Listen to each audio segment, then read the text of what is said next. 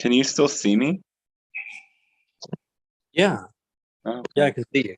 Welcome to YouTube, everybody. We're live. Check the comments if you're watching live to join the Zoom. Just in one moment, you'll be able to see that.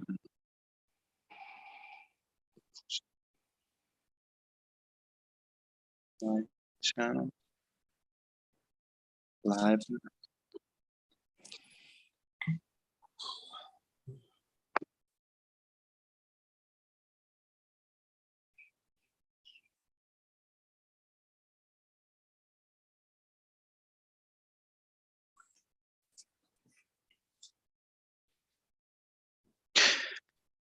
Dun, dun, dun, dun, dun. Got it. Hello, everybody. Welcome to the transmission today.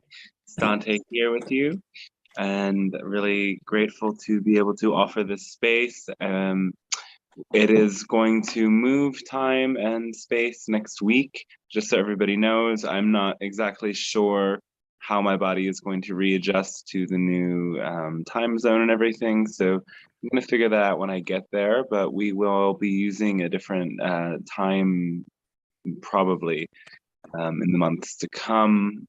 Hopefully a time that will work as well for the general audience in North America and in Europe, but let's see what happens. Thanks for tuning in. I'm really excited to announce before this transmission today that the channeled book, Guidebook for Living Love on Earth, is now live. It is available for ebook, and it's now available for paperback purchase as well.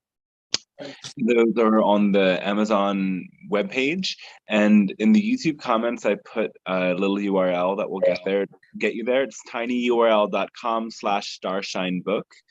And you can purchase the book there. It is just $3.33 right now. And this will help the cheaper prices in hopes that many people will buy it in this first week so that it goes onto the best-selling list for the week and gain some attention through Amazon. And also, I love to share this content freely. So hopefully you can tune into it there. And after a week on June 19th, the price is going to increase to maybe $8 or $9. So take the opportunity while you have it. And also for this limited time, Mahalo's commenting the book is only available in America. I don't know if that's true. It's not working for you when you go to that link?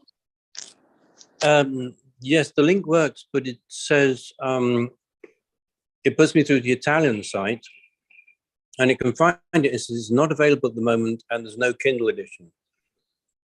Oh, okay. Well, okay. So what I would suggest you do then is go to a VPN website or download a VPN. Yeah. I use NordVPN. And then if you set it so that you're in the US or in the UK, you should be able to buy the book anywhere. I assumed that anyone can access Amazon.uk if they're in Europe, or I'm not sure, I'm not sure about Cambodia, but I know that a VPN will let you get to the other website to download it. And if all of that fails, I can send it to you as a PDF. Obviously, it's not going to be the most ideal reading conditions, but if it's not working in your country, email me at dantestarshine@gmail.com and you can buy the PDF from me.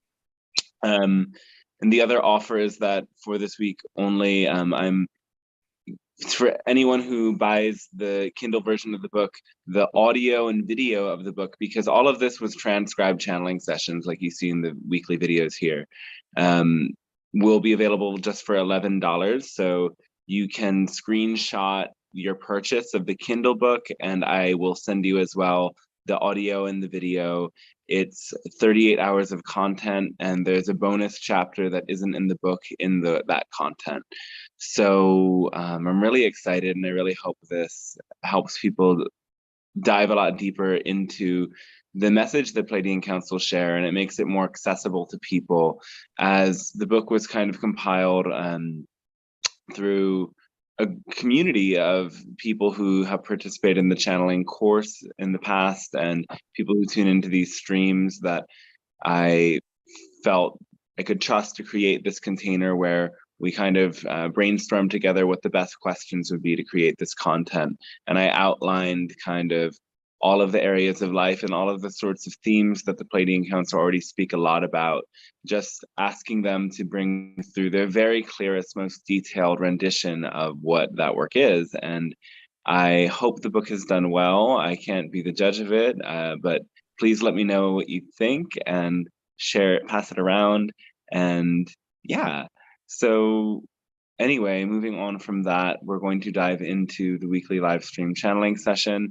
And not this week, but from next week on, or whenever the next channeling session is, for the 10 sessions, those streams are going to be transcribed into another book, because I recognize this format for a book is pretty simple.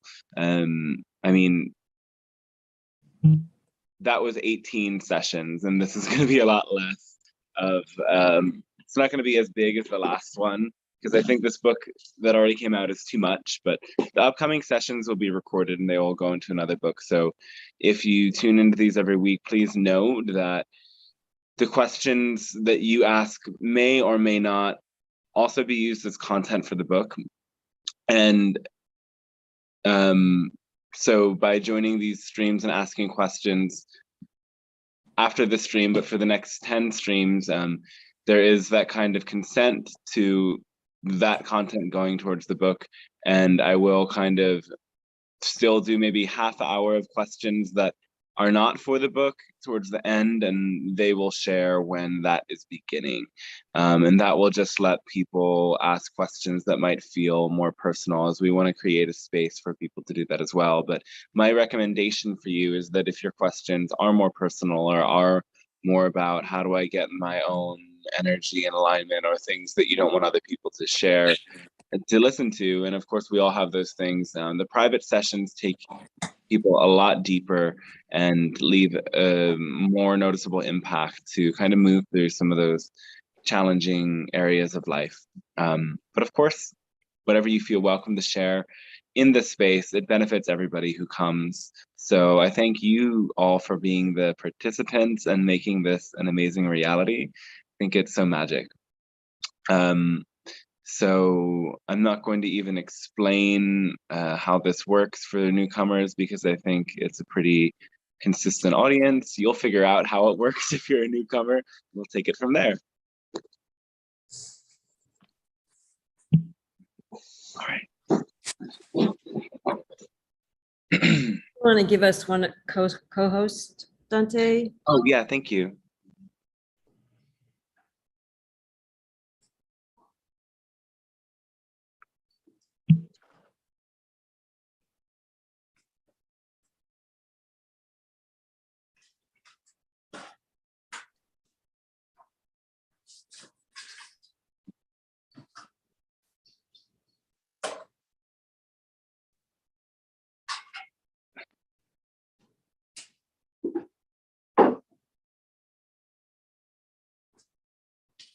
Hello, and we say good day to all of you.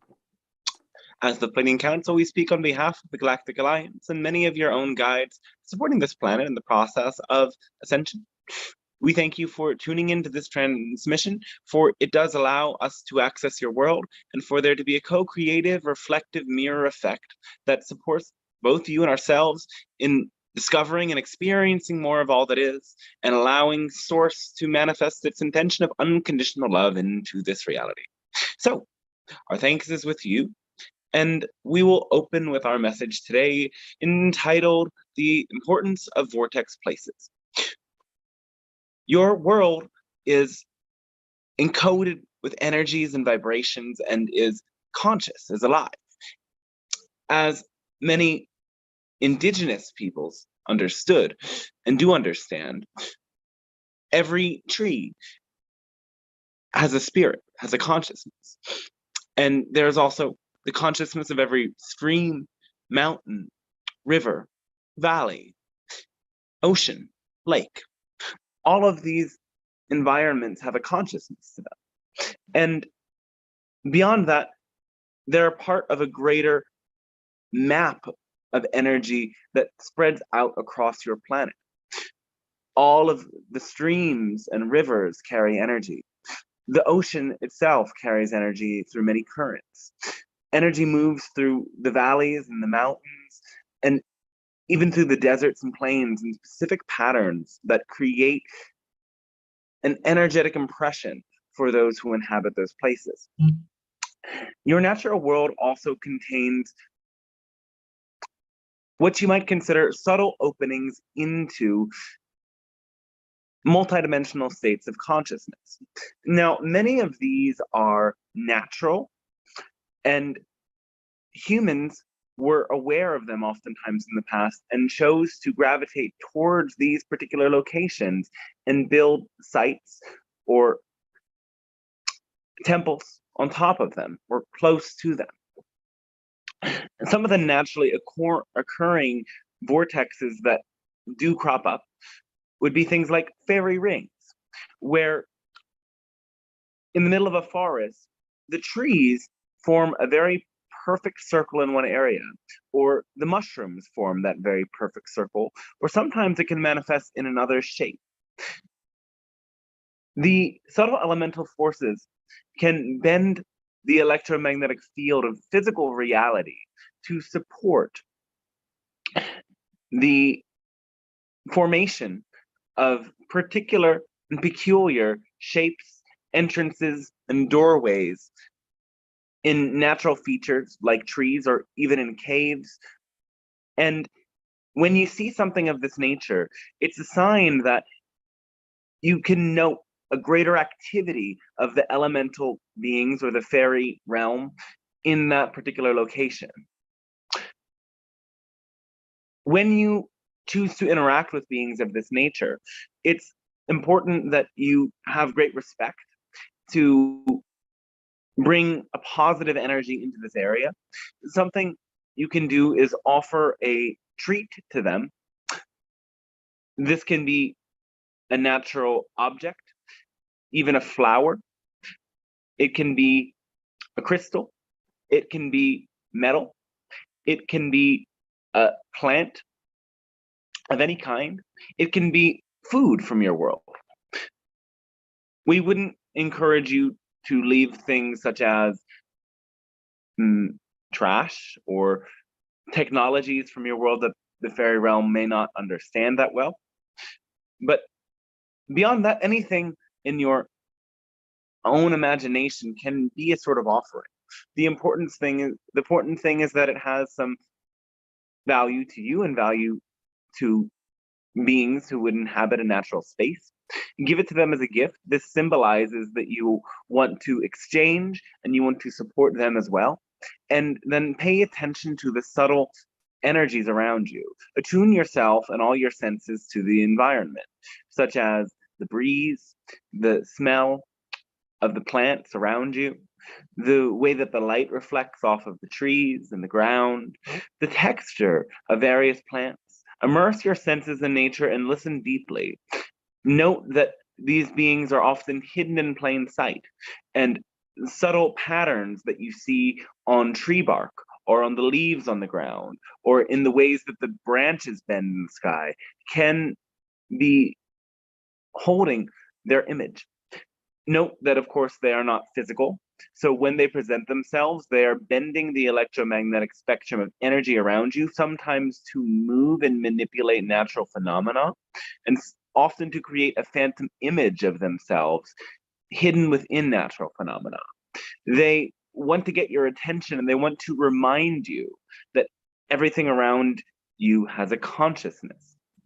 And so vortex places also have a particular consciousness. And there are larger vortex places as well as these minor vortexes that we have just discussed now, of the fairy rings and other phenomena of this nature.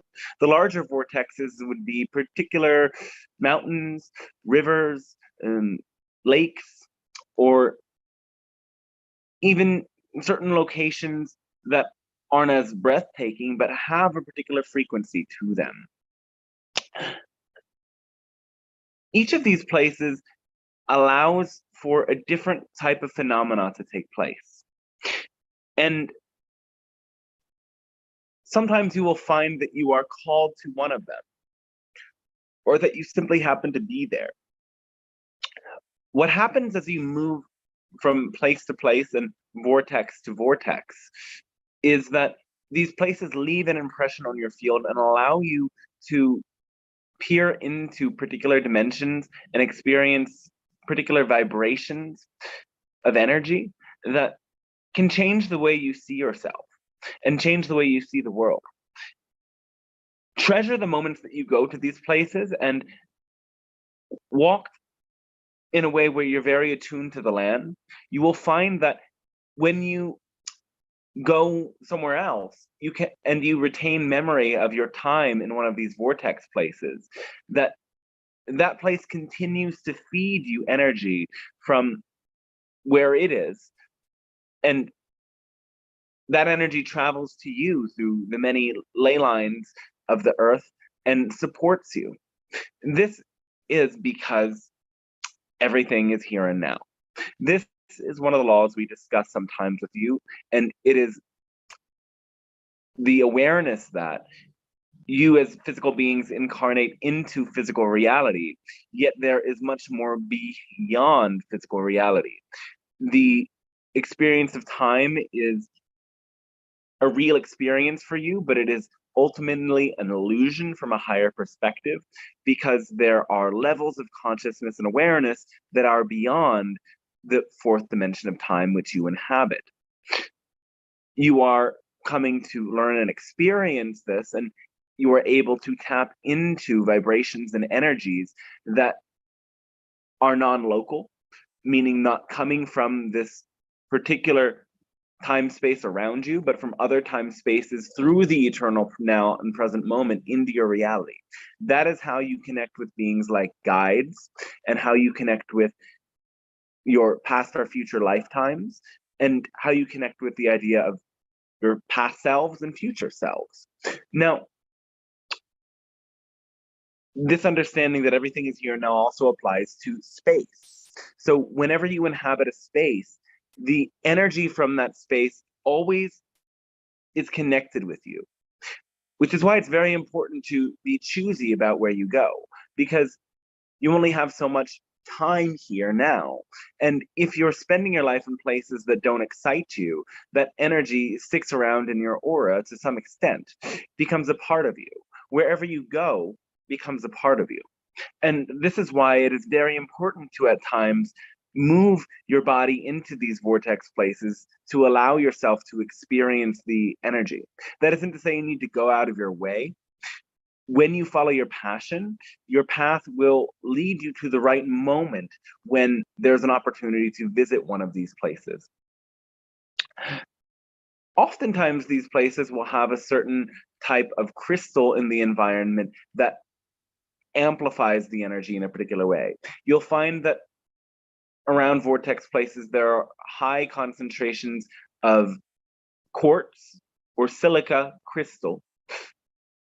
There can also be, of course, other varieties of crystal in these places, but in a potent vortex places, these crystals are very abundant and very close to the Earth's surface. They don't need to be mined. Of course, a place can be a vortex place without having that feature. We simply mention it because it is a common one. Now, many of you are travelers and you move from place to place, or you at least have aspirations to do so. And we want to remind you about vortex places that even if you haven't yet been there, you can look at pictures of that place, or speak with people who've been to that place or who inhabit that place, or imagine yourself in that environment. And the frequency that that particular place offers can come to you in the present. Many people are very drawn to the place of Mount Shasta for this particular energy, because the Mount Shasta represents a crown chakra, an opening into higher consciousness, where many subtle energies enter your planet and move through the grid, especially as it comes to the idea of this North America. The Mount Shasta is a very important connection point for all of these other energy centers. So that might not be the place that draws you in. It could be something different for you. It could be Uluru or Ayers Rock in Australia. It could be the Great Pyramid. It could be other pyramids like the Bosnian pyramids or the Maya, Aztec pyramids. It could be the pyramids of the Inca or someone else. You might already have many places where you have this affinity.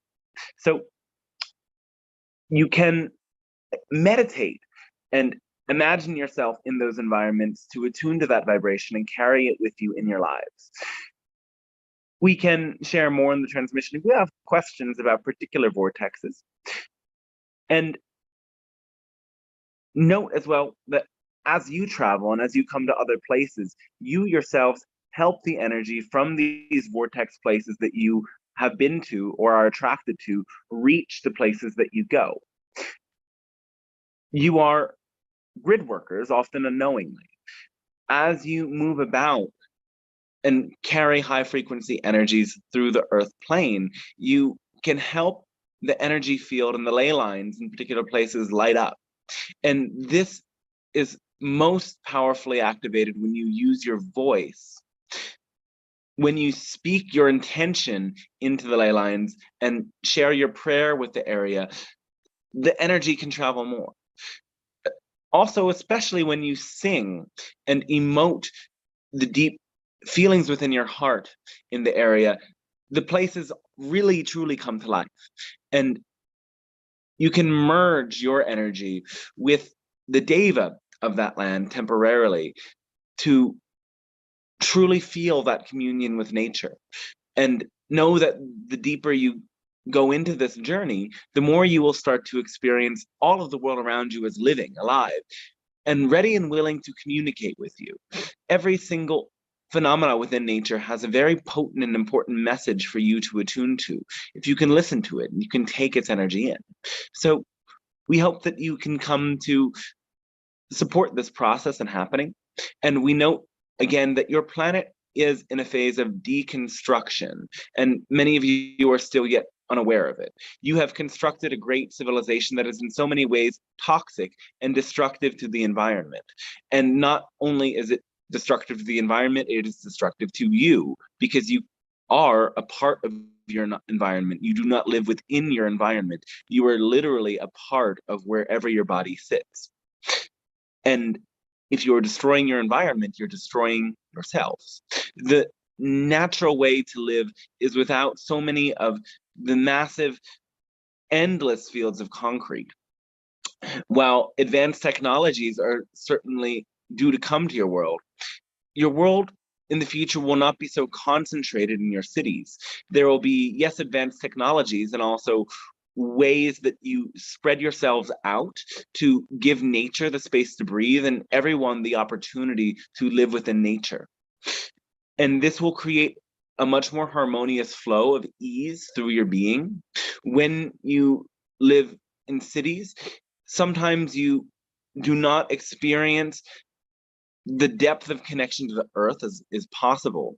So when you go to these places, we encourage you to every day, if you can, spend at least half an hour with your body against the earth. It can be your bare feet, or it can be laying in the grass or doing a movement practice on the earth. And this will help you and will help the earth stabilize. And gradually over time, you will be able to notice all of the vortex places and the flows of energy and build around them, not on top of them in ways that harm the flow of energy. Oftentimes, this is what happens in certain cities. And as well, you have interesting practices in your world, such as moving out the water from certain areas so that you have more land. And when you do this, this is also creating a vast disruption in the natural environment and for the beings that live there. So this is not something that will continue into the future, we must say. When it comes times that for sea levels to rise, you will abandon this practice very quickly. So simply note, if you live in an area that would otherwise be underwater, you might not have that location in some 50 years or so. And you are also inhabiting an area that is somehow disrupted by geopathic stress because it is not ultimately meant to exist. The planet has its own intelligence, and if it wanted land to be there, it would have put land there. So that is our message for you at this time. And we thank you for participating in this interaction and co-creating with us in this way. We now want to support you with your questions. But oh yes, first, let us speak about the project that is beginning next week. For those of you who tune into these transmissions, we will be transmitting materials that will go into being a text, a book. We have already produced one of these, and we hope the next one's even better. And this book will have 2 sections. The first section will be an in-depth exploration of all 3 aspects of the formula. The formula, again, being acting on your highest passion to the best of your ability without insistence on a particular outcome. So in one section, we'll talk about how to be aware of what you're passionate about in all moments and go deep into what it means to act on that passion and to know what the highest passion is. In the next session, we'll talk about what it means to do things to the best of your ability. What does it mean to have complete focus and to recognize your capabilities and not underestimate yourself, to go the extra step to make sure that you've done everything you absolutely can, and to, yes, be the best possible version of you. And finally, we'll talk about what it means to be truly non-attached, to have no insistence, to let go and learn how to learn from life rather than attempting to force life to be a certain way. When you learn to move with the current, not against it, you will find that your passion guides you to course correct again and again without your need to make extra exertions. This insistence is one of the most challenging things that you and your world find yourselves facing. So that's something we're excited to speak about, yes. The next section will be an exploration of each one of the 7 chakras and how you can use particular focuses and practices to unleash them and open their power. So that's 10 chapters. And it will be a very exciting exploration each week for us to revisit these themes and to build upon them. So now, anyway, let us continue with your questions, and we thank you once again for allowing us to share this opening message today.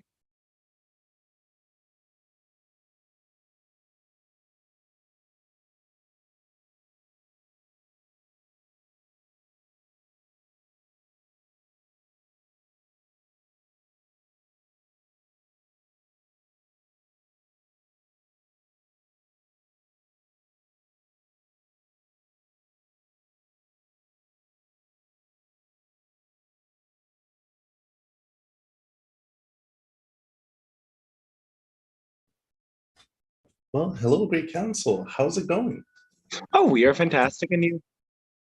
Quite fantastic as well. It's been quite amazing, especially getting into this understanding of these different energy spots. Thank you. Certainly, thanks to you. I would have a bit of a question in regards to this. Okay, when it comes to our human being and the aspect of fetishes, I was kind of wondering, can those be, is there a potential for those to be detrimental to the being in an unbalanced way? Or is this something that's naturally part of our species? They are natural, though it can be exaggerated to extremes if one has a belief, which is essentially what this is on some level. And not as much a belief, but a preference, a certain formation of energy pattern and preference. If their preference is to harm themselves, that would not be beneficial, no. You can, to some extent, play with the idea of the threshold of pleasure and pain, and that can be healthy and appropriate, though sometimes this goes so far that beings hurt themselves and cause damage to their bodies, and this is not recommendable.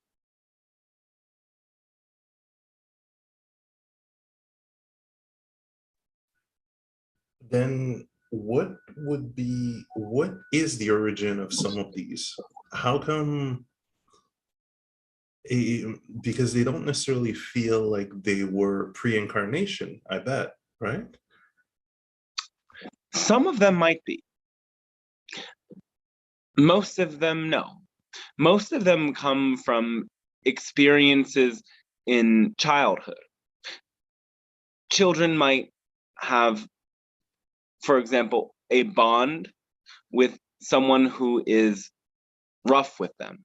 They might have love for a parental figure that is unkind or acts out and spanks them or beats them or so on and so forth. And this sometimes creates an association of love with pain. And so the child starts to like it. And as an adult, that activation still lingers. And sometimes children can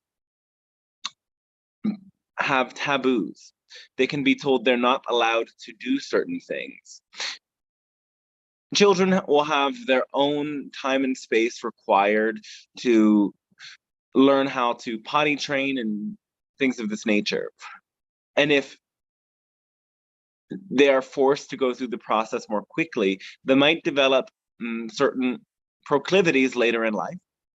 Sometimes children have bonds with caregivers that appear a certain way. Usually they're not their parental figures, but people like teachers, step-parents, aunts and uncles. And that bond is strong enough that it shapes their type later in life. There are many ways that children learn things that later become of what interests them sexually.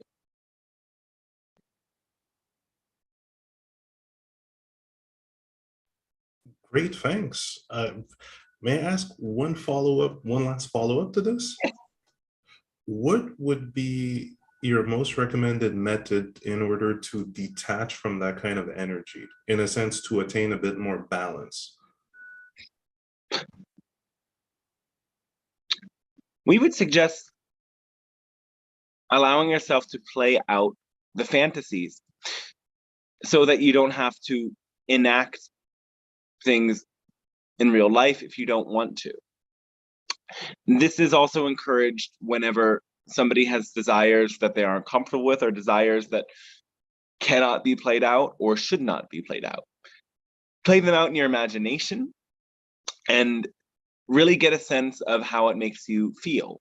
If your desire is for something that should not be acted out because it is harmful to yourself or to others, allow yourself to feel the emotion of shame and whatever else arises in that process. And usually feeling this emotion long enough will be enough to support the release of the belief.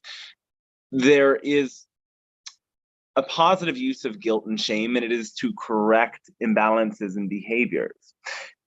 However, most of the time, these emotions are toxic because you live in a world that, as we've shared many times, overuses these emotions in order to get you to conform. However, when you have genuinely harmed yourself or others, the emotion of shame is appropriate, and it is what allows you to course correct. Great, thanks, Pleiadian Council. I totally get it. That's quite awesome. Thank you. Our thanks to you as well.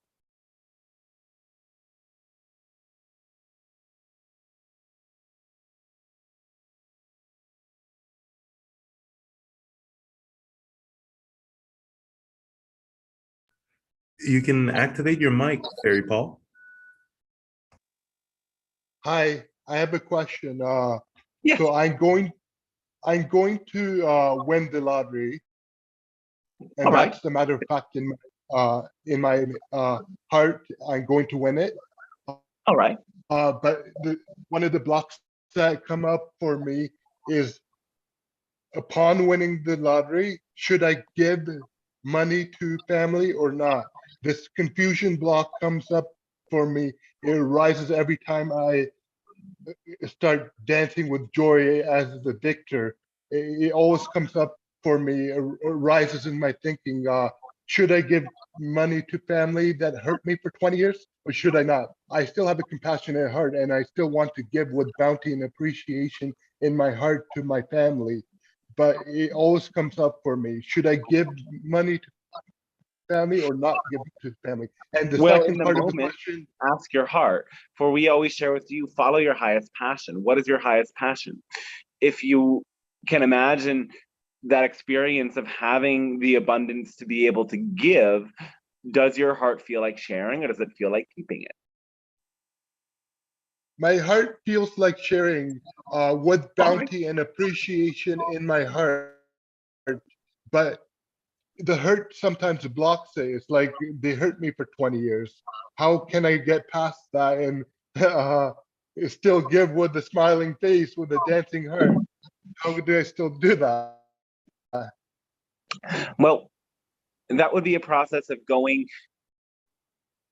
through the past and reliving the memories and experiencing your emotions and re-teaching yourself what you needed to learn from those experiences, and helping yourself through a great level of self-compassion. If you can see through their behavior with the same level of compassion, you can extend forgiveness to them, though you have to dedicate yourself to your own healing process first. And you will find that giving often helps in that process, because the act of giving will activate that flow of love in your heart. And even if you aren't fully on board, you'll find that as you share and give, the forgiveness might step in a little bit easier and smoother. And I just thought of an idea. An idea would be to give when I feel like giving, with bounty and appreciation in my heart. Yes. If I'm not in the space of doing it might be immediately upon winning. It might not be immediately Well, your upon winning. feelings, yes, tell you everything. So when you Yeah. feel it, do it. And when you don't feel it, don't do it. Your heart has the answers. And that's what we mean when we say act on your highest passion. When you live in alignment with what your heart's telling you to do, you don't make mistakes. And any mistake that you do make becomes a lesson that therefore allows you to learn how to make better choices and how to live your passion out more fully next time. Yeah. And the second part of the question is, upon winning, should I keep contact or not keep contact? In my heart, it feels like not to keep contact, or very minimal inspired contact. In the moment, as you get in touch with your heart, you'll know what to do. Yeah, I'll know what to do when, yeah. But yeah, these are the blocks that arise for me upon thinking about the lottery. It always comes up: should I keep contact with them or not keep contact? Yeah. All right. But Yeah. how do you know that you're going to win? That's our question. How do I know I'm going to win? Because every time I'm in that space, it feels like I'm already the winner. Yeah, like Right. I'm parading around like I'm the winner, dancing on the streets Yes. already. Yeah. Well, if Yeah. you live your life in that vibration, you're most likely to attract that experience. And if you use the lottery as a permission slip to be in that vibration, it will impact your life in the very best way. Because if you are constantly celebrating and constantly keeping the frequency in a state of joy and bliss, that is what you'll attract in your life. But we will say, you never really know what's going to happen with anything. So that will help you also keep your vibration clear of insistence and simply celebrate every day as if you did win the lottery already. That's the best way to actually win. Yeah. It's kind of like I don't even care if I win. I'm in the celebratory vibration, Yes. and I'm just enjoying it fully. Yeah. Yes. Yeah. Yeah. Yeah. But I still have hangups about whether to keep contact with family upon winning, and that You will gets know me in in the a moment. confusion. I will know in the moment. Okay. Yes. Okay. Okay. Thank you. All thanks to you.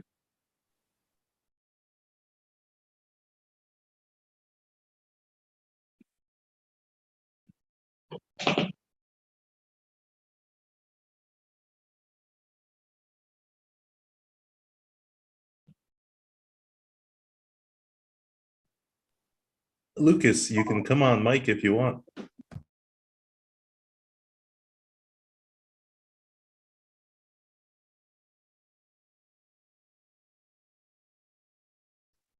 Okay, then I'll ask Lucas's question as he cannot get audio.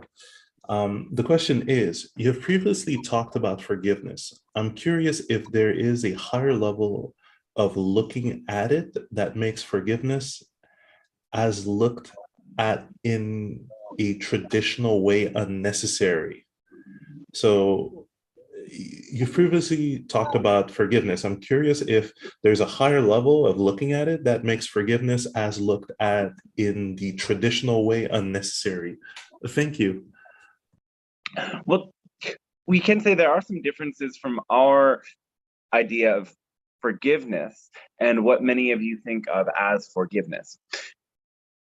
You consider that something happens, something goes wrong, somebody does something to you, and you have to forgive them. You have to let go of what happened. And what we say is that instead you have to first heal from whatever happened. You have to integrate whatever emotions came up for you. You have to look at the belief systems that were either triggered by their actions, or if it wasn't simply your beliefs and it was a violation of your boundaries, you have to feel what it feels like to have those boundaries crossed and violated, and go through the process, having love and compassion for yourself first. As that level of compassion increases and grows and expands, you will also have compassion for them. And that compassion will allow you to see why they did what they did. And it will allow you to see that their ignorant belief systems cause their actions or cause their intentions. And through that level of self-compassion and compassion for others, the forgiveness is the result. So the difference here is we see forgiveness as the result, and you often see forgiveness as the action. I have to forgive them. But what you actually have to do is have compassion for all involved. And the compassion is what will lead to the forgiveness. So we wouldn't emphasize forgiving, and we wouldn't emphasize forgiving and forgetting. We would never encourage you to forget anything, because even the most challenging things that happen to you are very important. In fact, they're the most important because they teach you the most valuable lessons that you ought to never forget, because they will help you prevent some of those same things from happening again. So forget forgiving and forgetting, and focus on compassion, and know that compassion will always lead to forgiveness at the appropriate time in the process.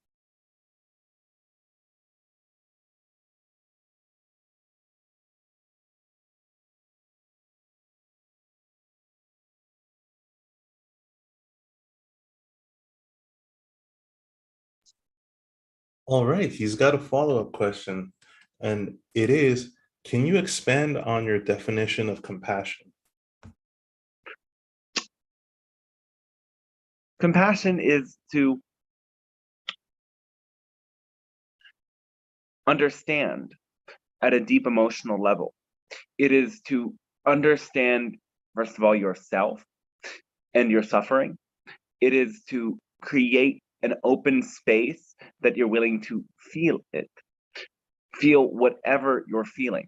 To have compassion for others is to be open to understand them, be open to listen to them, be open to hold them as part of yourself. Compassion is, in a sense, recognizing that you or the other person are source, are part of the greater framework of all that is. And whatever suffering is present is important to give space, attention, and love to. When you have compassion for someone or something, you hold it as sacred.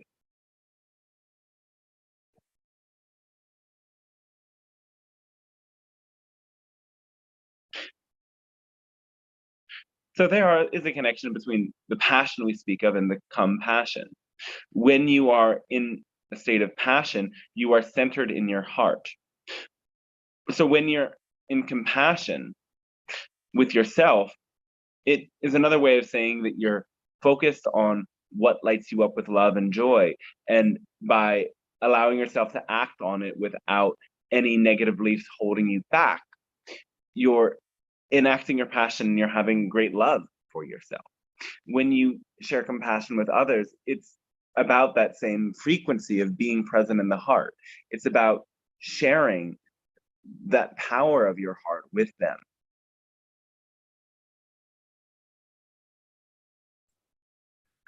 And he has one more follow-up. He says, thank you. Is it important for compassion that we don't need to know the answer of what actually happened behind the specific behavior, but remain open? Or Yes, compassion always remains open to know more, because you know so much about a behavior, but there's always more to learn. There's always more to understand where it comes from. It's a constant excavation process. So always remain open. That's part of compassion. It's being open to understanding more and more.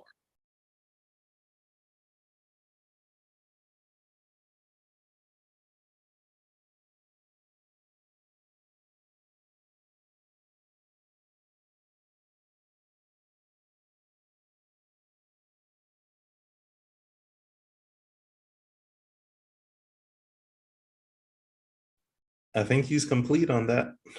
All right.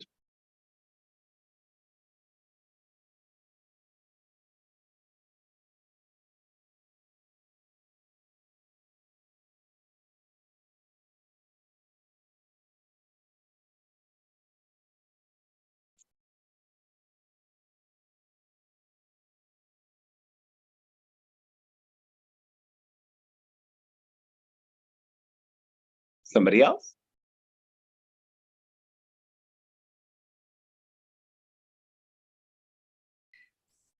Hello, Pleiadian Council. Hello, welcome. Hello, thank you. And thank you again for this transmission. So this conversation about vortex locations is very timely for me, in that I feel I'm being called to Tarapoto in Peru. And this is the second time actually that I've been called. The first time didn't work out. And the second time right now I'm being called to it. And I have to say, I don't know if it's in my highest passion right now, but I sense that I'm being called to it. And so maybe can you help me have insight about what might either be blocking me, or is this place truly calling me for some higher learning that I need to experience? You might have a deeper calling there that doesn't necessarily need to pan out in this moment. If it needed to pan out in this moment, you'd also feel passionate about going there. Okay. So it's perhaps letting it unfold, and it's going to be a process. Okay. You have connections there. So future timelines connect you with this place still. There's something that will draw you in, whether it is in a week or in months or longer. There's something there, yes, though it's simply a matter of when. So don't force it to happen too soon if not all of the other circumstances are in alignment for you and you don't feel that active call in your heart right here and now. Yes, thank you. That's essentially what is happening. I feel I don't want to miss an opportunity to be there. However, it's not quite aligning. I'm feeling conflicted about other things that I feel more passionate about at this moment in time. All right, then focus on your highest passion, because if this opportunity is missed, there will always be another like it. Okay. Maybe there, maybe somewhere else. Okay. Thank you. Thank you. My gratitude for your insights. Oh, gratitude to you as well. Thank you. Remember that all of the plant teachers live alive within you as well. So if you ever have any doubt as to if you need them again or not, call them to wake up inside your body, and you can experience their consciousness moving through you again. Ah, okay. Thank you. That's very helpful to help me feel that I can still stay connected, because I don't want to sever any relationships that could possibly begin to blossom. And I want to respect the people who are offering their knowledge. And so that's very helpful. Thank you. Yes. And that will also help you get clear as to whether it is now or whether it is later. Mhm. Okay. Thank you, Pleiadians. Thanks to you as well.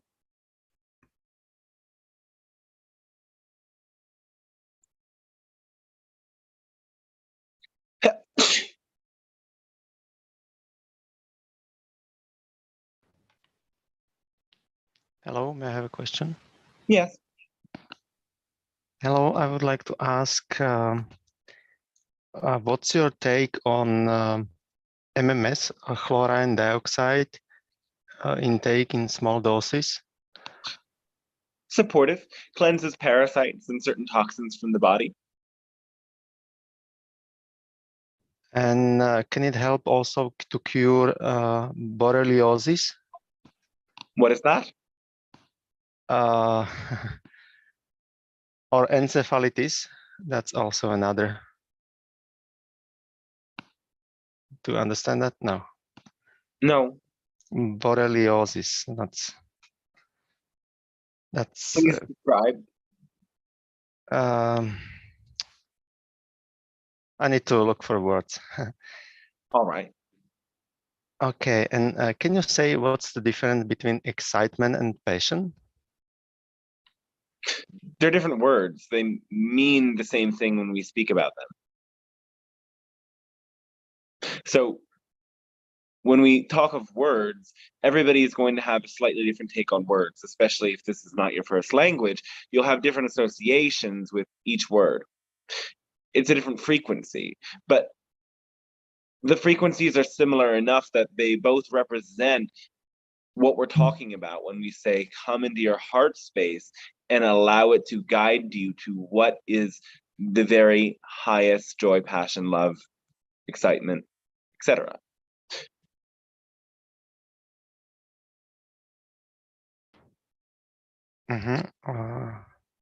Okay. Another question I have is, may I have something like a false expectations that it's simply alluring me to do something. I feel passionate about it, but later on I feel I will find out, usually it happens to me a couple of times, that it's unrealistic, so I cannot do it simply. But, well, that falls into what we talk about when we say don't have insistence on the outcome. So being willing to see that all of your expectations were false is part of that. And the idea is that you don't diminish the excitement and you don't look back on that activity as if there was something wrong with it because it didn't lead you where you were going. You celebrate that you felt passion in the moment, because the purpose of all of this is to feel passion. And if you feel passion for a while and then you slip up and all of a sudden you don't choose to get back on the horse and keep riding the passion, that's on you. And that happens when you go into that vibration of insistence. So letting go of insistence is one of the most important things of all.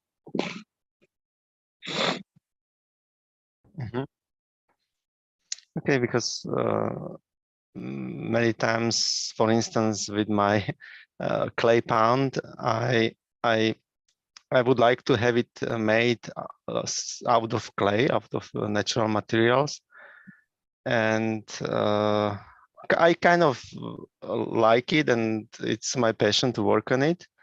But there are simpler solutions to make it done. Yes. that may be more successful. So So I'm let go of the original idea and simply carry out the project in ways that are easier. Oftentimes, what is easiest is the path of least resistance.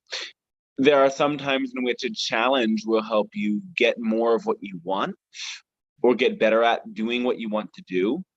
And so it isn't to say not to take on a challenge, but if you're finding that you have to repeatedly do the same steps, or that what you're doing simply doesn't work, choose an easier route. Yes, but I like to experiment with it. All right. I like a lot. Yes, and I'm quite restless with this kind of activities. All right. Okay, and can you describe what's the root cause of allergy, pollen allergy especially? Part of it is genetic. Part of it is environmental toxins. And how it may be cured?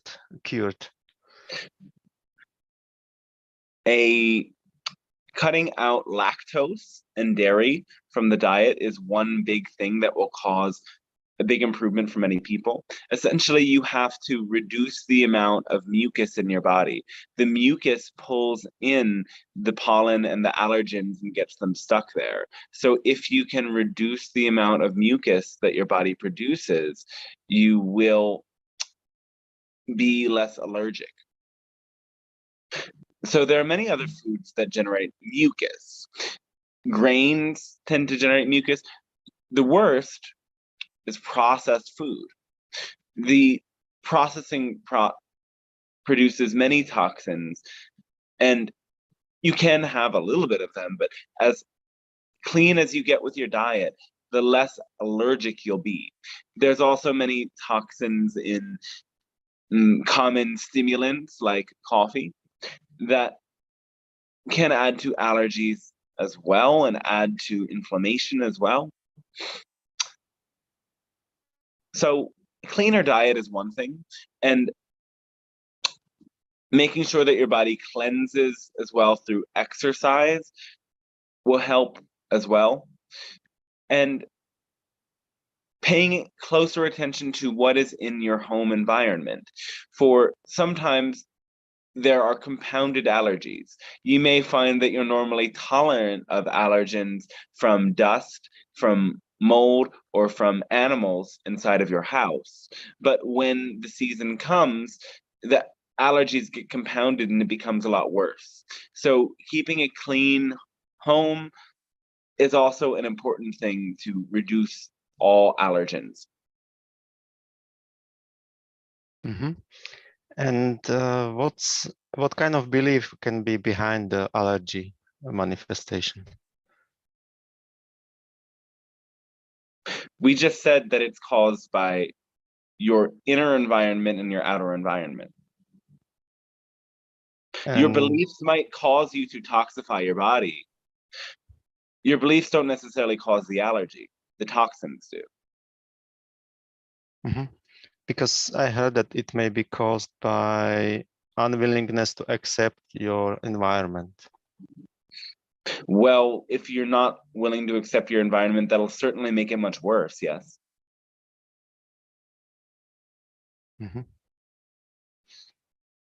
Okay. But here's the thing is sometimes you're not meant to accept your environment. If you live with mold, you're not supposed to be doing that. So there's a catch-22 about that idea as it relates to allergies. Because yes, it's often true, but sometimes you're resisting your environment for very good reasons. And we'll say this as well, and it ties into the opening theme, is that some people are simply not meant for certain environments or certain cultures. Their frequency is too different. And to keep themselves in that environment will cause them great mental strain and stress. So that is often sometimes connected to allergies as well. Okay, thank you. Another question I have is, what's your take about, so to say, critical thinking? It's important. We use it even in these transmissions with you to help you get to question your own beliefs. What isn't useful is if critical thinking is applied to the realm of the non-physical and of magic. Higher dimensions work logically, but it isn't necessarily something you have to prove in the same way. At a certain level, things are not proven, they simply are. And the challenge in your world is that everything has to be proven before you can determine that it works. And some things just work because you believe that they work, or they work simply because that's the way the universe is set up. Okay, so does it make sense to reasoning everything? Does it serve you? Use reason when it serves you. Many of you use reason before you use your heart. For example, sometimes you're at the store and you're deciding between two products. One is slightly more expensive than the other, and then you're comparing the ingredients on the products. The one that's more expensive might have better ingredients. And instead of going with your feeling of simply which one you want, you think about and you weigh out the benefits so long that you waste your time. The issue with critical thinking is that you use it before you enact the formula, which is to get in touch with your excitement and act upon it. Your excitement trumps critical thinking. It's not that you don't need critical thinking. It's simply not the tool to use for making decisions in your life. And yes, critical thinking can help you get a clear idea of what your longer term vision is, but the formula is in the moment. And the way that you keep your frequency high is by making the very best decision for yourself in the moment. And you know what the best decision is by being deeply in touch with your own heart's passion. Yes, so so the critical thinking should be used to determine what passion is the high one, right? No, your heart does that, but the critical thinking might weigh out the aspects of like what you can afford and what you can't afford to do, of where you can be at a certain time and where you can't be, of how to structure your life so that you accommodate your passion. But your heart knows the passion, your mind knows how to figure out how to make it work. So when I'm in the store with the dilemma what to buy, first I need to go for my heart to see what is the feeling behind it, and then I should evaluate if I can afford it, right?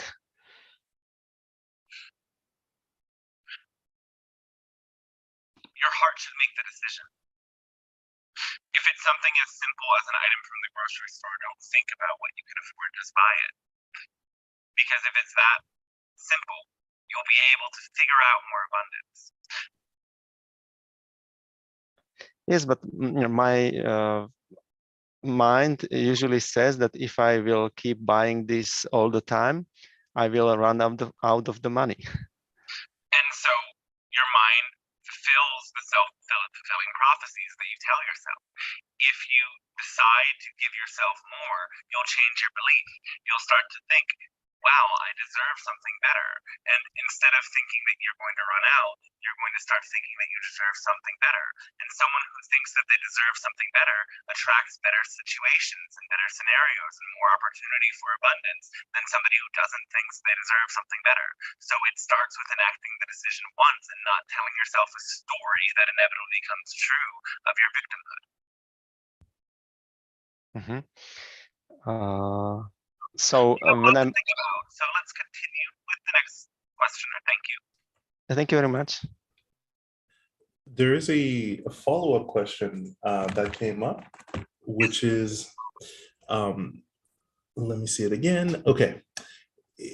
On compassion, if you were to be in our shoes and looking back at things happening on and our behaviors that led to less than wished for outcomes, how would you move forward? Any permission slip or beliefs to expand it or to be expanded? Thank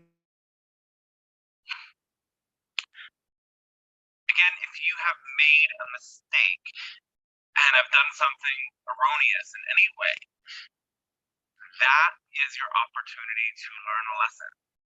So the best thing to do is ask yourself, what would you have needed to know or prioritize in order to not make the mistake that you made?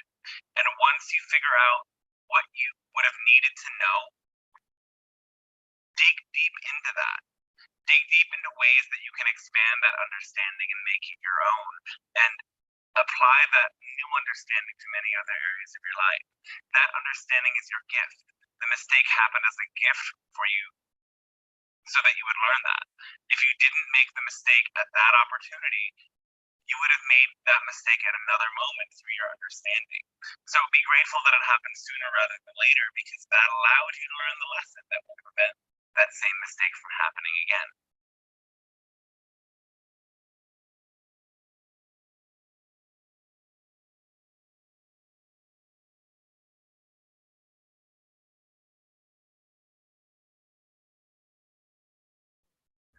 Awesome. And Igor had a question, as well as Aaron. All right.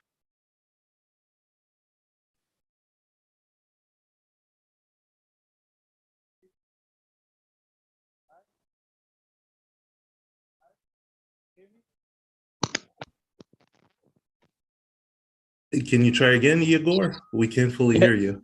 Can you hear me now? Can you hear me? Now, yep, now we can. Oh, you can. Okay. Well, this was more like a request for clarity more than a question. And the thing, yeah, the thing is that my parents are, they are alcoholics, and they are very old now. This situation really bogs me down, and I don't know what to do with this. I have tried to gain independence from them, but I cannot find a job. Have tried with selling my art on the internet and so on, but I cannot make enough money to to get my own place and so on. So I would request some type of clarity, please.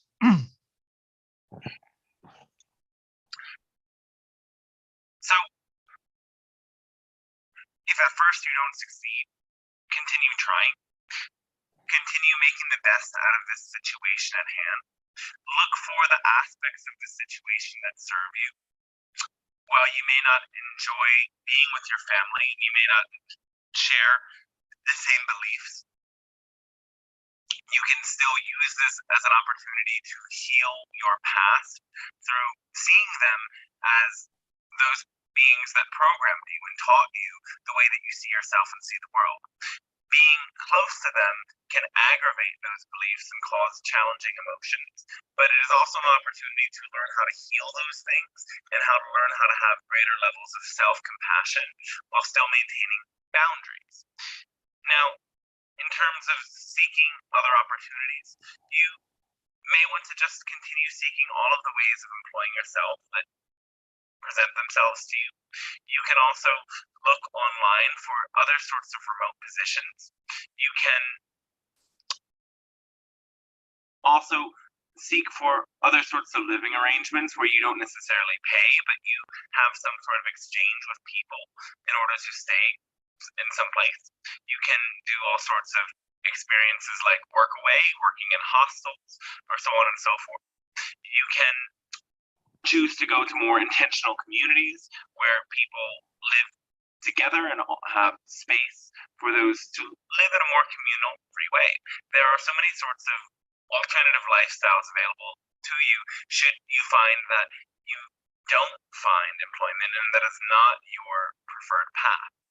So be open, and when you find yourself stuck, make sure that you remember being stuck is only temporary and it is sure to change, and that even in stuck situations, there's aspects of it that you can love, that you can appreciate, that you can savor, and that you can use to deepen your own healing and self-understanding.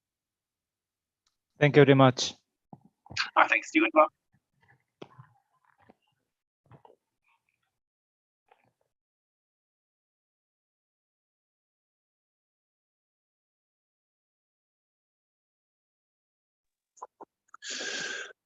Ahoy there, Aaron speaking.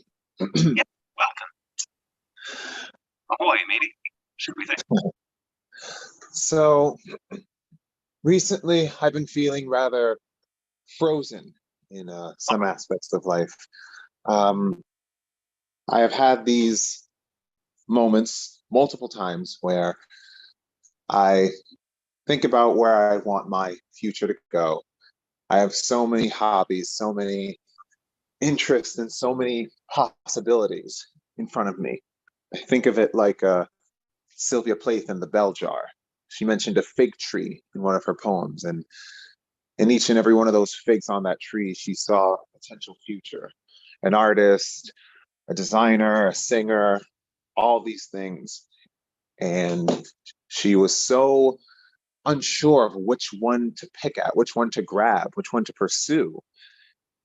And in her confusion, all the figs fell off the tree and died. And I kind of feel like I'm there right now. Like, I feel like I have potential. I know I'm gifted. I know I have the talents. I know I have these things. But I feel so unmoored and unsure of really where to even begin, where to start. If I have to pick one, if I can pick multiple, I feel as if possibilities can be so binary, and Yes. I'm honestly unsure of where to take myself. I'm afraid Well, I may change the not be able story to. of the metaphor that you told, and recognize that you can eat all the figs. And if you find yourself full of figs, you can share whatever figs are remaining with someone else. But because it's your fig tree, make sure you choose the juiciest and most delicious of the figs first, and share the ones that remain. There are figs for everyone. And speaking of this more literally, you can do everything you're passionate about, and you can include all of it. And some of those things might be something that prove to generate abundance for you, and some of them might simply prove to be potential ways that you generate greater excitement for yourself and for others. Allow yourself in every moment to choose to enact one of these things, whichever one is most exciting for you. Recognize it's a moment by moment thing. And when you're really attuned to yourself, your heart will guide you to do whatever is most important for that moment.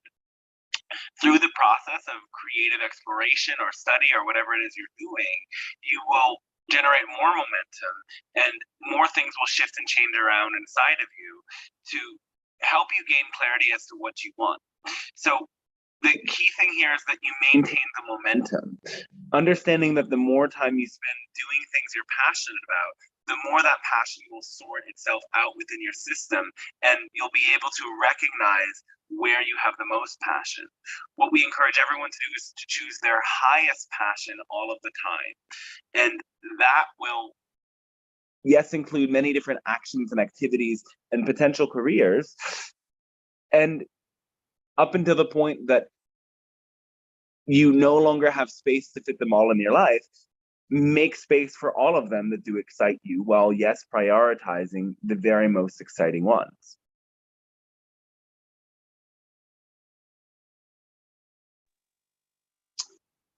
Wow, that's powerful. Thank you. Oh, thanks to you.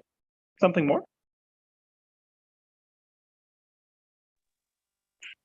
Sounds pretty complete at the moment. Thank you. If you'd like to share any of the particular things you're passionate about, we could explore them deeper. Or if not, we will thank you for your time. Well, mostly my art, much like Josh here. My performance, my singing, my music creation. There seems to be, I want a way to combine them all and just, go nuts with it, since those are my passions. Yes, there are definitely many artists out there who work on many platforms. And so you don't have to separate these different forms of media into different personalities. They can all be a part of who you are and who you're offering and what your platform is. So get to enjoy them all and know that the creativity is something that builds onto each other. So the way that you deepen into art will also help you get deeper into performance. You might sometimes be more in the mood for art than you are for performance, and just honor your moods, and that will help you maintain that flow of passion. For it is that high frequency energy that generates the most impactful and powerful art. So if you want to leave an impact, ask yourself, first of all, what nourishes your soul? And that will be what generates the art that nourishes those who view it and experience it.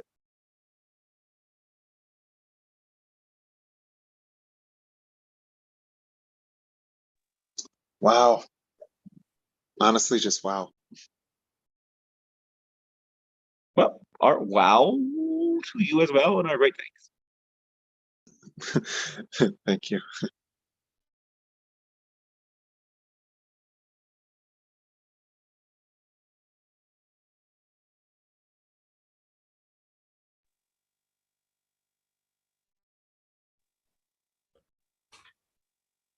Hi. Hello, yes. So I have some supplement questions. So All there's this supplement called Careluma. Careluma, will it resonate with me? I'm on psychiatry medicine, but it's a weight loss supplement, a cactus, Careluma, that is supposed to help with weight loss, but it's not meant for obese, overweight people. I'm obese, but I'm also very good at the meditative arts, and I'm also intuitive. If it doesn't work out, I'll ditch it if it doesn't work out or something goes We would not haywire. encourage you to take a medicine that is contraindicated for you in any way unless you speak to a professional who works with this substance. Okay. And the next supplement is Return to Youth, and this one is good for brain hypothyroidism. Again, I'm on But what's psychiatry the catch? medicine, and We, again, will never, ever encourage you to take anything that is contraindicated. And if you have any threat of doubt, it is important to pursue a thorough understanding of what you're taking. Yeah, this one is herbs. This one isn't contradictory. Return All to right, Youth. then enjoy it. If it is not Enjoy- contraindicated, take it and see how your body responds. Okay. Do you think you'll jive with me in terms of brain hypothyroidism? Return to Youth. Could you do an assessment on it? There's only one way to find out. We cannot do reads on what one body is going to respond to. Okay. Okay. No problem. The last question is about when I took cordyceps last few times, I got in a super learning phase. And like I really dotted ideas in a very creative way. It just arrived today, cordyceps. Yes.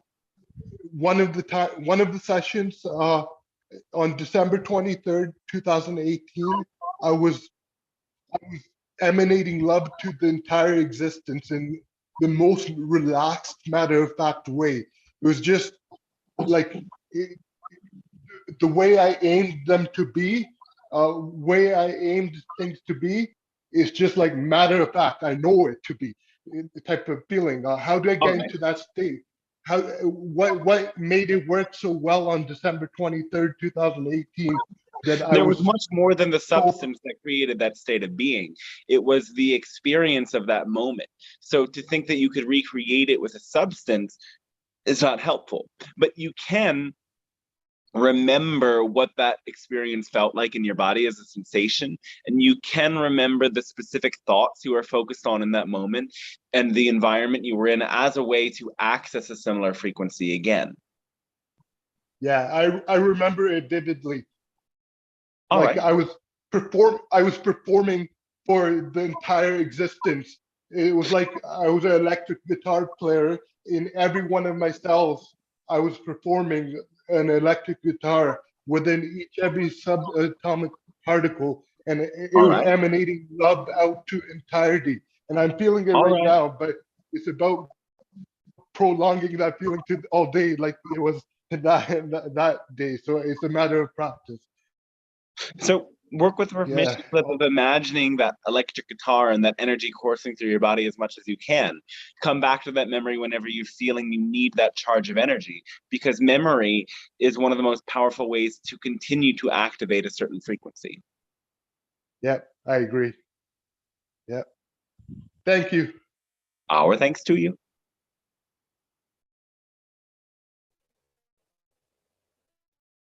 I have a question. Yes. I've been working with a woman who's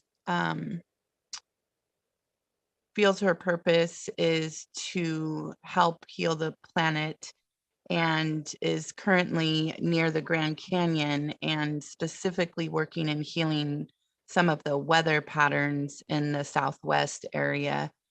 And we've been doing some ceremonial work around that.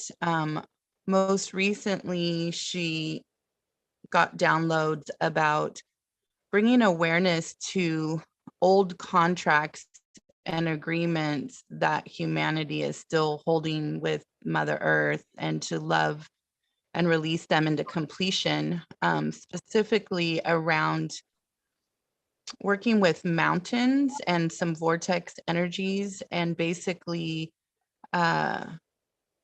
connecting those mountains to the earth with a new agreement and a new contract that has to do more with equal conscious relationship with the earth. And I wondered how this feels to you. Sometimes I'm conflicted on whether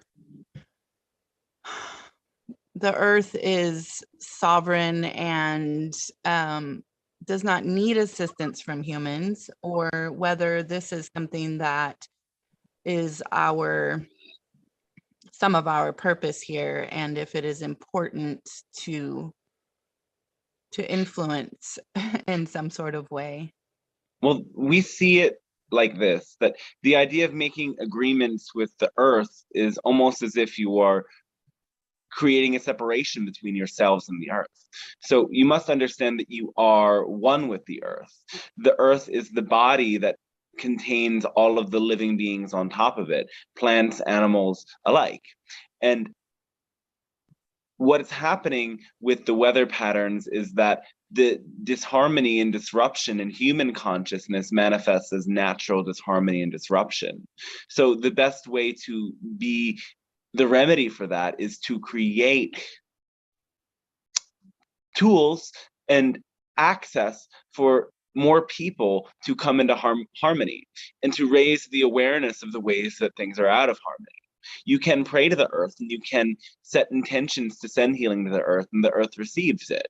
But you're sending energy to your own larger body, recognizing that you're part of the earth, and that the pain you feel when you see the earth's devastation is a pain that all of humanity must learn how to feel and hold space for together.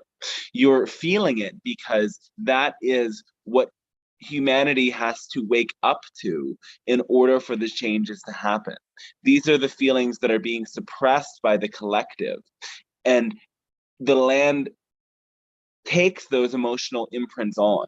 So if you're feeling that the land is sad or has emotions, those emotions do not come from the land itself. It comes from the humans who imprint the emotions onto the land. And it is your job to be able to feel those emotions and express them so that more people can own them and recognize that this emotional disharmony is what is causing so much toxicity on the planet.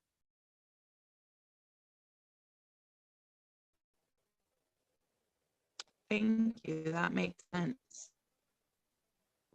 So as you connect with these specific mountains, allow yourself to feel with the mountains and feel the love and compassion for humanity, and dedicate yourself to carrying the energy of those mountains with you into the way that you show up in the world.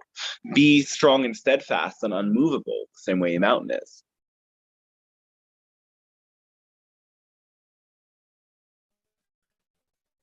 Yes.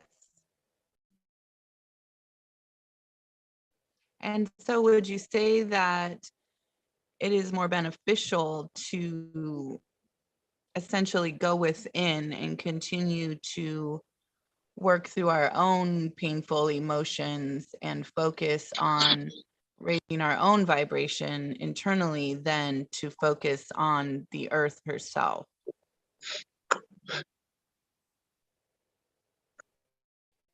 In terms of working with subtle energy, yes. But in terms of your actions, the earth needs help.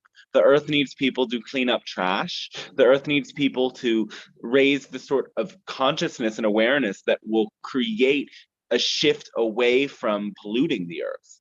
And that is one of the biggest works that you can do for the earth. It's not something that you do entirely inside, because nothing can be done entirely inside. And many people fall into the spiritual trap of thinking subtle energy can fix all of their problems. But it requires tangible action. And that's why taking inspired action is the first step in the formula.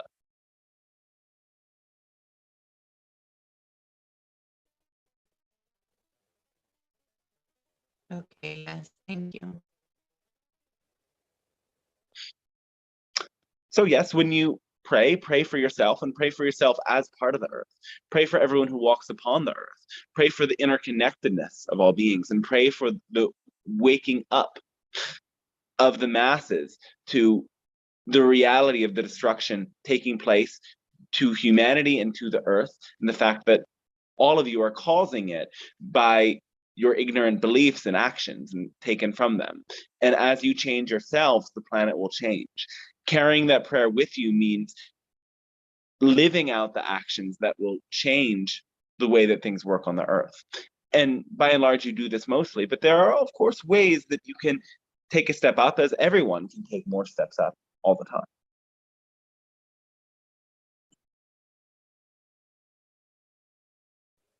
Speaking of the mountains, are they are they what's the word? Energy vortexes for other dimensional beings at times? Are they useful to Yes. to beings in that way? Yes, oftentimes ships will land on mountains because they are very good places to land, oftentimes unseen. In certain volcanoes, beings will travel into the inner earth through the shaft of the volcano. Mountains also are higher to the sky, therefore they are often more connected to subtle realms of energy. When you find you need to go for a higher perspective or to connect more with ethereal realms, mountains are an ideal place to go for that reason.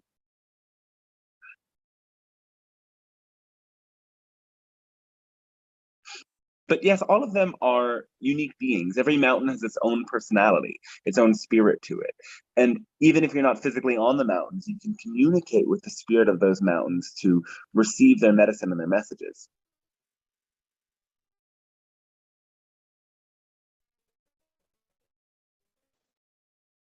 Thank you.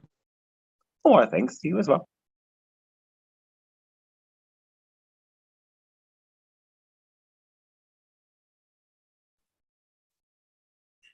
Hey, great counsel. Yes. Thank you for all the answer. It's been quite fantastic. I have one interesting question for you. All right. It would be in the aspect of highest frequency. I notice lust and love is on a high band of frequency when it's balanced, but I've also noticed the aspect of the passion and that goosebump feeling, that the one that kind of ripples under the skin in a good way. And I was wondering which one would be the most recommended as a frequency to keep, or would you recommend bouncing between the two during the day?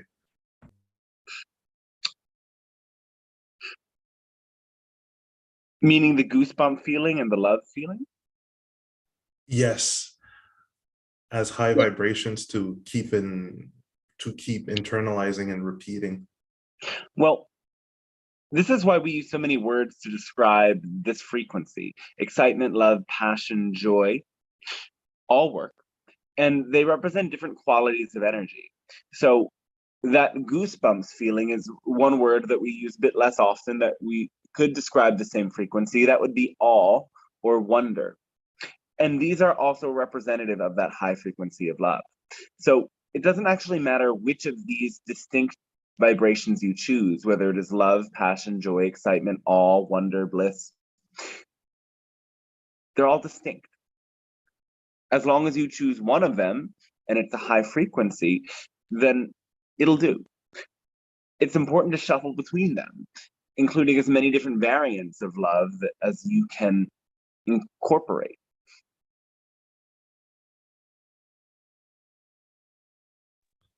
Great, thanks. Thank you. Yes. And we could say, for example, when you're up giving a speech, you don't necessarily want to feel the goosebumps feeling all over your body at once. But when you're having a moment of solitude and intimacy, that feeling is very welcome. So that's a way that you can learn to distinguish between these frequencies. Every sort of moment of life has the kind of sort of love that would land most appropriately in that moment. I have noticed that there were times it is quite specific, because there are times where, let's say, discussing this kind of material and content with someone else in the streets through a random encounter would bring up that feeling, which is really interesting and fun. And then there's other times where, let's say, listening to a specific music and then having a visualization of, let's say, a project to do, or something really fun that's being lived, because the imagination is still an experience or an existence. So there are times like that where that feeling will pop up there as well. So it's very interesting. Thank you. Yes, well, thanks to you. And yes, most certainly, by communicating these ideas, the frequency within them is transmit. And that's also how you become a sort of a cosmic ambassador. For every time these higher dimensional energies are shared with your world becomes more tuned to those levels of energy, and you become clearer at being able to transmit that level of consciousness. So sharing these ideas in your own words is always the best way to make these understandings your own and live your passion more fully. Awesomeness. Thank you again. Oh, thanks to you as well.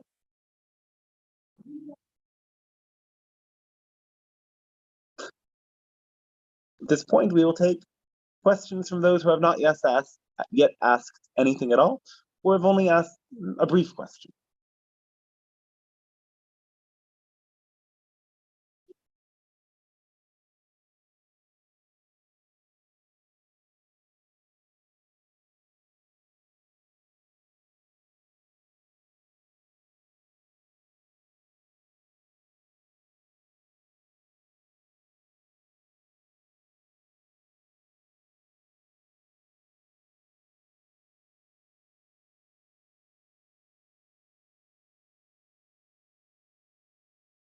All right, will that be all then? May I have another question? No. We stated the boundary. Okay.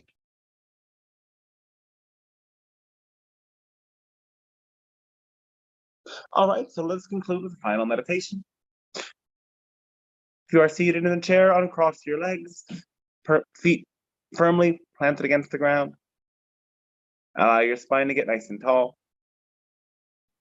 And picture great roots of light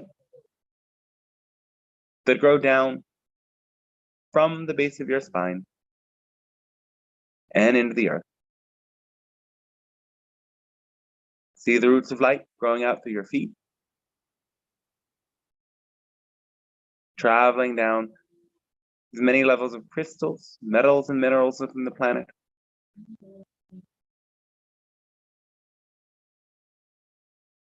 See it traveling further and further down, all the way to the solid iron core of the planet.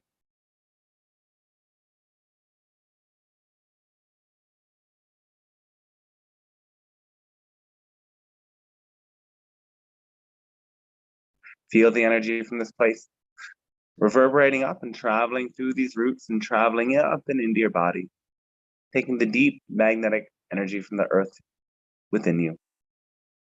Feel it rising through your feet, up through your legs, up into your abdomen,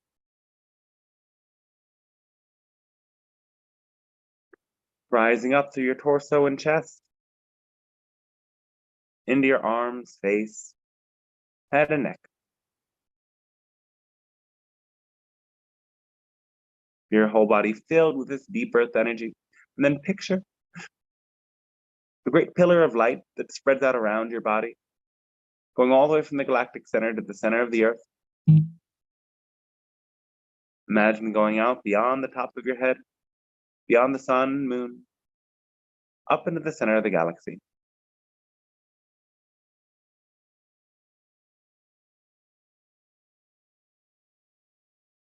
From this place, picture immense and brilliant light, traveling downward like a river, like a waterfall or shower,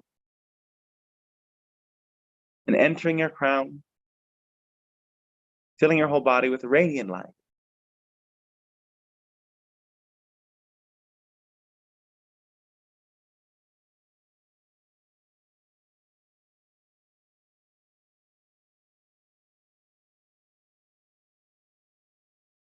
Let this energy trickle down through your head, through your body, mixing the cosmic energy with the earth energy.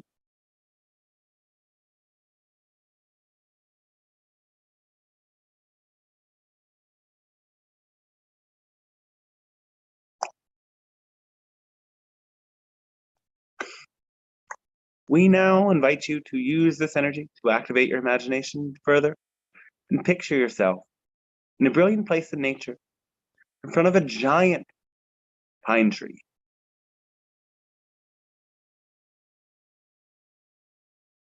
You walk around the pine tree to see that it has a hollow opening. You go into the hollow opening, and there's a sort of natural ladder that's built through it. You look up and it seems as if it goes on forever, but there's a pinpoint of light at the top. You feel you trust to walk through this ladder. You climb up the ladder and climb, and it becomes entirely dark. You can't see the bottom that well anymore, but you see a pinpoint of light at the top. And eventually, you move through that light and you walk to an opening. You're greeted by sort of elven beings that have many animal features as well. They show you a vast network of bridges and homes built within the trees. You've been welcomed to their subtle dimension to explore and feel their connection with the earth. They invite you to walk across the networks of bridges and notice that as the bridges reach individual trees, there's little altars built for the trees. There's many different sorts of trees here, and each have their own sorts of offerings that the beings offer to the trees. Come and stand before the altar and put your hand against the tree and feel the tree is listening to you. Allow the tree to communicate its message, subtle frequency to you, to leave its impression upon you.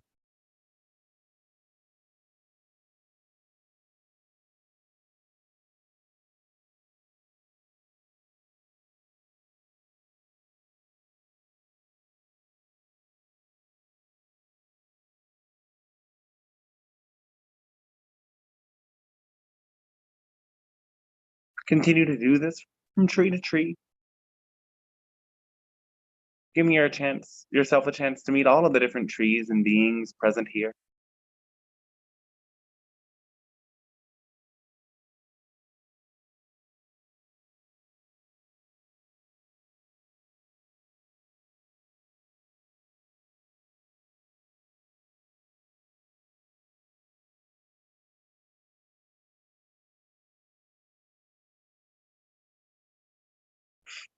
From behind you, one of the beings comes with a spoon containing the sap of one of the trees and some pollen sprinkled on top.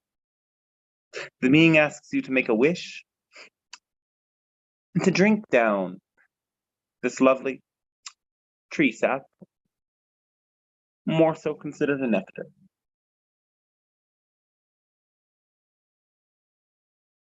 As you take from this realm,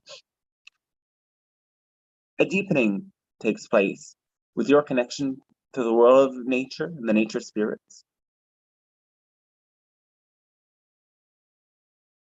Thank these beings for their gifts and thank the trees for their gifts. Before you gently slide down the ladder once again,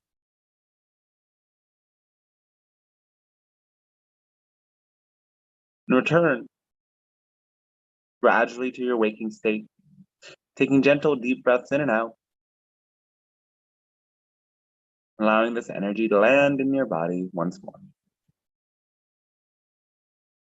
We do thank you for allowing this transmission to take place and for allowing all of us to get to experience you in your world. Our thanks is with you always and wish you a pleasant rest of your day.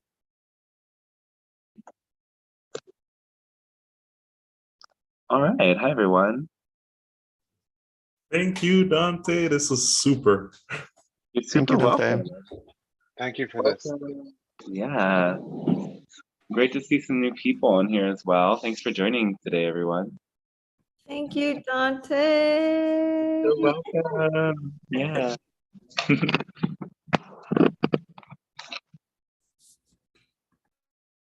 So as well, if you appreciate these sessions, I do private sessions that allow us to go a lot deeper, and it's an amazing way for us to support each other. So if you follow my work, check out my private sessions on the website dantestarshine.com, and another reminder about my book. That's a really amazing way to support. If we get a lot of people buying that version on the Kindle, it will send it up through the ranks and it'll help this channel get more well known. So I really appreciate the support. It's only $3.33 for the next week or so. And this channel is also supported by donations. So you can find the donate link on my website, Dante Starshine, on the whatever that tab is called, the contact tab. My email address is there, and that's the PayPal email. So I really appreciate that support. But yeah, okay. How's everybody doing? How'd you enjoy the session today? Awesome. Yay! Amazing as always. Oh, glad to hear that. Congratulations on the book. Thank you. Yay. I'm really excited to see what happens. I hope it reaches a lot of people. Yes, it will.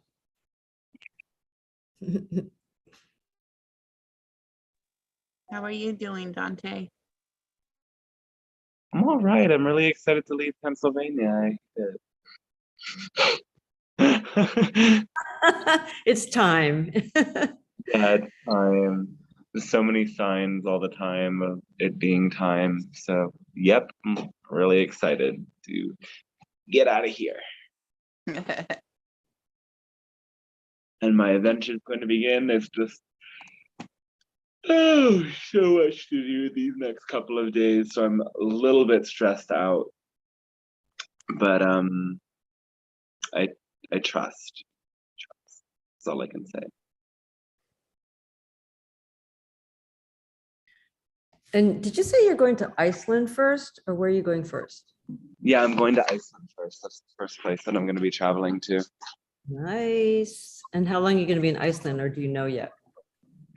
I'm going to be there like 2 to 4 weeks. It just depends like how it feels. Like I might be doing some workshops there, cacao ceremonies, different things. Maybe not. It depends. Like I don't want to overstay my welcome with my one friend, but if I make more friends, I might want to stay longer. Like that's kind of the idea. But yeah, it's hard to plan things. Like it feels like a place that there's a lot to take in, and there's a lot of beautiful nature and a lot of things to do. So we'll see what happens. Yes, that's true. Yeah. So do you go there with just a one-way ticket, Dante? Yeah. Cool. I always get one ways. Uh-huh. Figure out the next steps once you're there. Mm-hmm. Yeah.